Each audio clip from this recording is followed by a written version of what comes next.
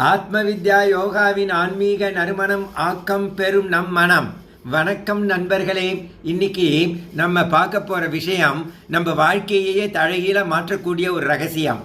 உங்களை பற்றி நீங்களே முழுமையாக புரிஞ்சுக்கிறது. Understanding your self means clearly knowing your thoughts, emotions, negative and positive, strengths and weaknesses.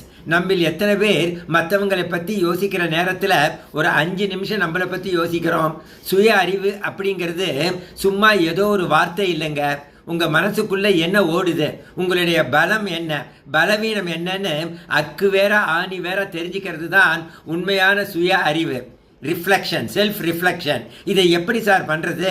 ரொம்ப சிம்பிள். தினமும் கொஞ்ச நேரம் அமைதியாக உட்கார்ந்து உங்கள் மனசை கவனியுங்க. ஒரு தியானம் மூலமாகவோ அல்லது செல்ஃப் ரிஃப்ளெக்ஷன் மூலமாகவோ இதை பண்ணலாம். ஒரு விஷயம் நடக்கும்போது நீங்கள் எப்படி ரியாக்ட் பண்ணுறீங்கன்னு நோட் பண்ணுங்க. முக்கியமாக understand your emotional weakness and try to remove it.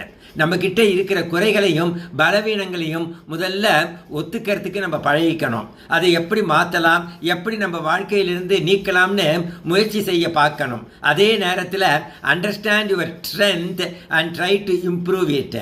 உங்களுடைய திறமை என்ன, உங்களுடைய பலம் என்னன்னு கண்டுபிடிச்சு அதை இன்னும் மெருகேற்றுங்க.